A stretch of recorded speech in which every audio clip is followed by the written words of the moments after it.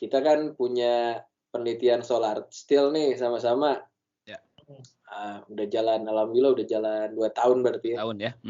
Mungkin banyak juga yang belum ngerti ya solar steel ini apa nih? Solar tapi diem gitu. Atau gimana nih gitu kan. Intinya sih sebenarnya kita cuma ingin membersihkan air. Itu sih. Tapi pakai sumber yang renewable. Menurut saya juga ini penting ya, kan kita air bersih kalau mungkin kita yang di kota ini kan gampang ya tinggal beli Aqua atau air mineral lainnya. Tapi kalau buat yang di pedesaan, mungkin yang jauh dari sistem PDAM misalnya, mungkin air putih ini atau air bersih ini jadi masalah yang serius ya, Mas Putro, Mas Bentang ya. Jadi mungkin ini salah satu topik penelitian yang sangat menarik menurut saya ini ya. Apalagi tadi Mas Putro menjelaskan bahwa kita tuh pakai renewable energy. Berarti ini sama sekali nggak pakai sumber energi dari luar ya Mas Putro ya? Iya, nggak pakai listrik atau pompa dan lain-lain. Dan harapannya kan juga ini jadi sistem pasif ya. Ya. Jadi low maintenance. Mungkin perlu dijelaskan detailnya, Mas, seperti apa sih? Katakanlah kita punya kolam gitu ya. Nah, kolamnya diisi air kotor. Nah, kemudian si kolamnya ini dicat dengan warna hitam. Kenapa warna hitam?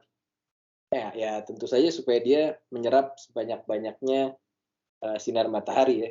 Karena warna hitam kan. Jadi panas gitu ya, cepat panasnya gitu ya Mas ya.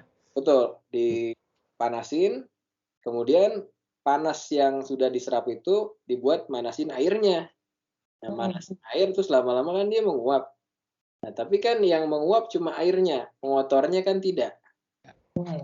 Jadi kemudian airnya menguap, nah kemudian tugas selanjutnya adalah menangkap si uapnya ini. Ya.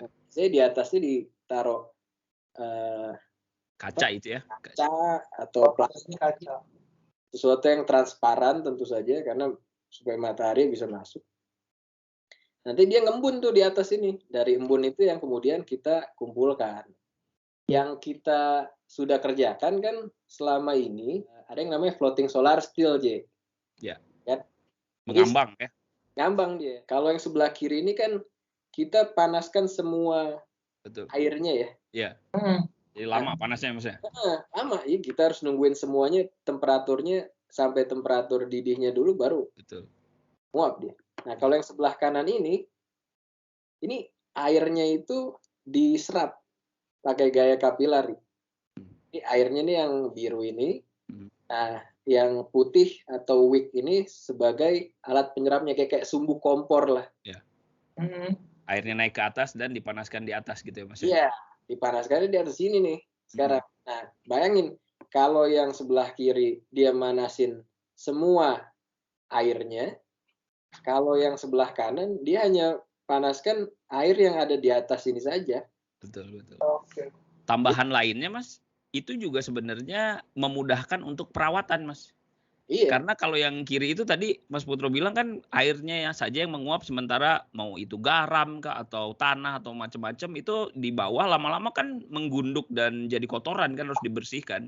Sementara yang di kanan kan ya udah kita bebas free maintenance gitu. Jadi sangat cocok itu apalagi buat di tempat-tempat yang susah tuh untuk maintenance. Betul, memang ini tujuannya kan cita-cita kita lah ya. Cita-citanya kan di daerah-daerah terpencil ya. Pencil gitu, dan kebetulan juga memang daerah-daerah yang kurang mungkin fasilitasnya itu banyak yang mataharinya itu terik. Kombinasi yang menarik ya. Tapi mungkin tadi kalau saya boleh tambahin sedikit, ini kan kita bilangnya tadi disederhanakan ya. Oh ini cuma nguapin airnya ditangkap terus diturunkan gitu. Tapi sesungguhnya setelah kita berjalan kurang lebih 2 tahun ini, ternyata tidak sesederhana itu ya Mas ya. Which is maksud saya itu bagus ya buat kita sebagai akademis ya. Jadi ternyata dari alat yang terlihat sangat sederhana ini masih banyak yang bisa kita eksplorasi gitu ya. Kita coba buat analisa perpindahan panasnya. Betul. Dan ternyata perpindahan panas couple sama perpindahan massa. Iya, betul. Terus dia ada mode perpindahan panasnya juga semuanya ikut, ada konduksi dan radiasi. terus dia ada masalah spektrum cahayanya. Ini ternyata adalah perpanjangan dari rekayasa termal. Ini rekayasa termal lanjut kayaknya Mas. Betul, rekayasa termal lanjut. Tapi tentu ini ya menarik lah gitu. Menarik, betul sekali. Oke, Ya, dalam Mas. konteks membuat prototipe-nya kan juga perlu usaha beberapa kali Betul. percobaan kan. Betul Bisa sekali, perancangan diingat, gitu Mas ya. Utro, apa saja yang bisa kita atau sudah kita ini Iya. lakukan di slide. Ini pas banget nih, pas ditanya sama Pak Bentang. Tentu saja karena udah tahu ya. Jadi jadi nih, ini generasi yang pertama dulu Tang, Pak Bentang nih. Kalau masih inget 2 tahun yang lalu nih, kita buat benar-benar tanpa banyak analisa perpindahan panasnya. Karena kan cuma lihat, kita ingin tahu seberapa sulit sih nih sebenarnya untuk buatnya ya kan. Kalau masih. Nah, ini gunakan mika gitu ya. Terus kemudian ada di dalamnya ini ketutupan tentu. Ketutupan dengan embun-embunnya, tapi di dalamnya ini ada anduk sebenarnya, anduk warna hitam.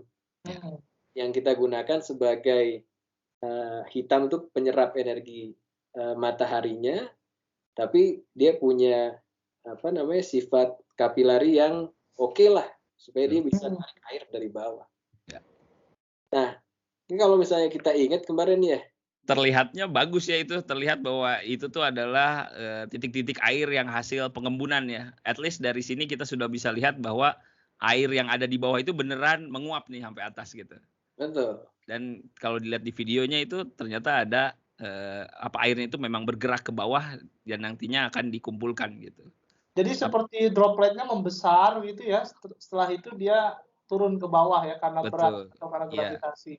Ya, betul. Nah, tujuan kita ya pinginnya supaya sebanyak mungkin ini droplet yang turun ke bawah dan akhirnya digantikan dengan droplet yang baru. Jadinya dengan sumber energi yang dengan jumlah yang sama, kita mendapatkan lebih banyak air distilasi gitu. Itu kan tujuan utama dari riset ini.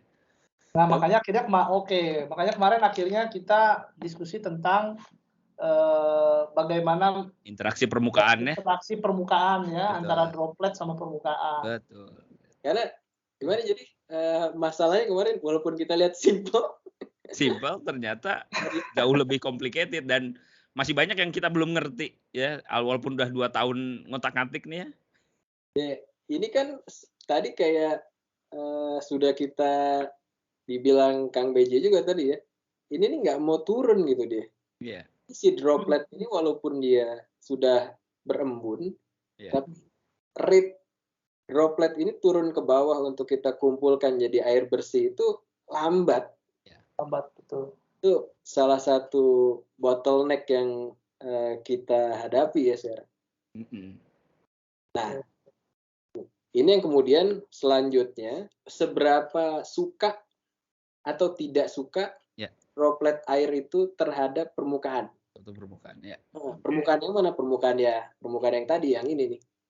Yang kita gunakan sebagai atap ya. Betul, sebagai si covernya. Kita mau karakterisasi nih ke depan. Kira-kira permukaan yang seperti apa yang cocok untuk digunakan. Nah, karena daripada kita coba-coba terus kan, buat cover, buat cover nanti dari material beda, ukur lagi, terlalu panjang. Betul. Nah, karena itu kemarin kita buat nih alat ukur sendiri ya Mas ya. Investasi juga ini karena kan kita akan ganti-ganti terus tuh bahan-bahannya. Jadi ini alatnya ada mikroskopnya ya, ini sebenarnya mikroskopnya. Kemudian ini platform yang bisa diputar supaya kita bisa memutar sudut sudut jatuh ya, sudut kemiringan dari itu bidang horizontal itu. Semakin bagus tadi kita ingin si dropletnya itu turun, tentunya sudutnya itu makin kecil ya, tidak terlalu miring gitu, udah bergerak gitu ya. Dan itu juga fungsi dari properties permukaannya ya. Betul sekali, itu merepresentasikan propertiesnya. Oke.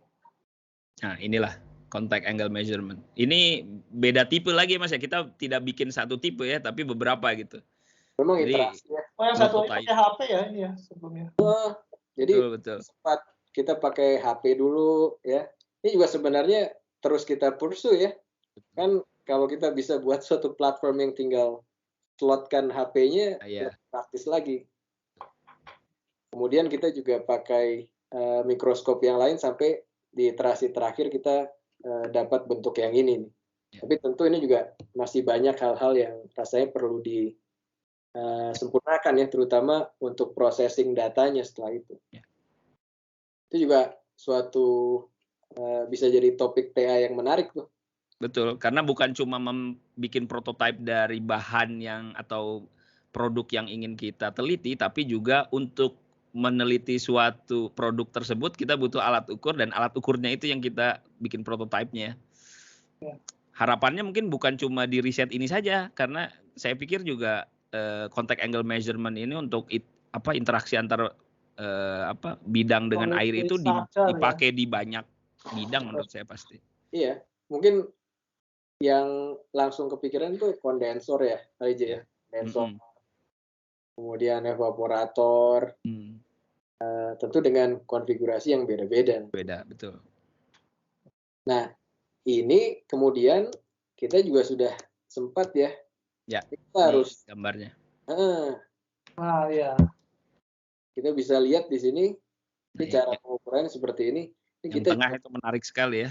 Kita mau kasih kredit juga nih ke Alexander Fernando yang sudah buat alat pengukuran ini. Betul.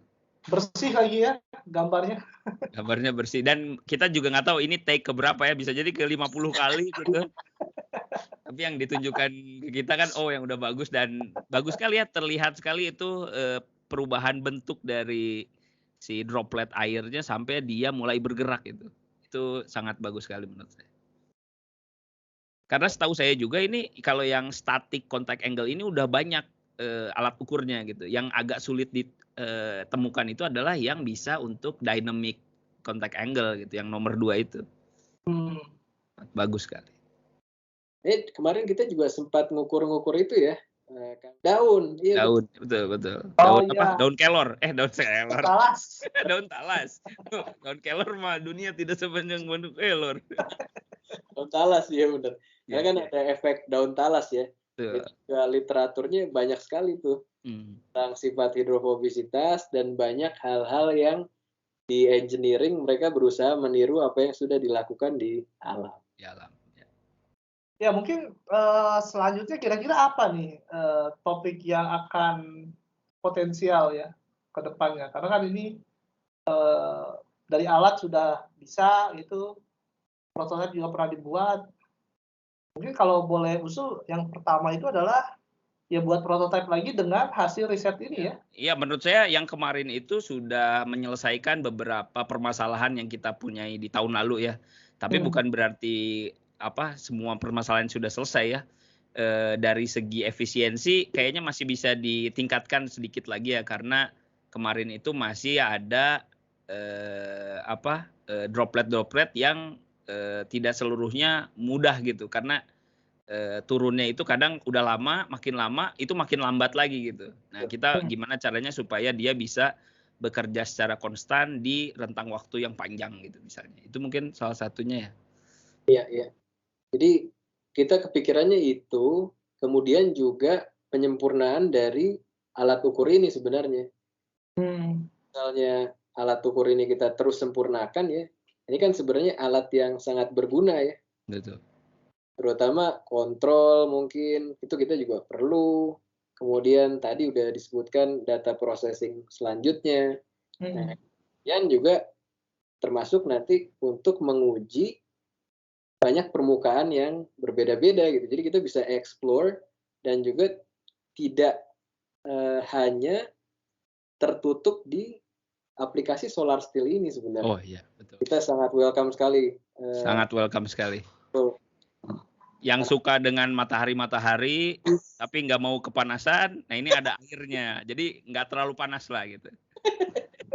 Tapi ada yang menarik, Mas Putra, saya mau tambahkan sedikit bahwa kita tuh sebenarnya kan selama ini lebih banyak mengujinya itu di dalam ruangan karena kendala COVID kemarin dan juga kemudahan untuk parameterisasi eksperimennya gitu. Tapi akan lebih baik kalau kita beneran coba ini di alam gitu, langsung di bawah sinar matahari. Karena yang bikin solar cell ini udah banyak sebenarnya di luar negeri juga, tapi mereka kan karakteristik mataharinya beda gitu. Betul. Yang ada di Indonesia. Di Indonesia kan banyak awan, kadang hujan, kadang berubah-ubah. Nah, mungkin respons dari solar cell prototype kita ini yang perlu dioptimasi untuk keadaan di Indonesia gitu. Jadi khusus Indonesia nih. Kita tunggu kabar-kabar selanjutnya dari mahasiswa yang mungkin tertarik ya. Iya. Nanti bisa hubungi kontak yang sudah kita siapkan.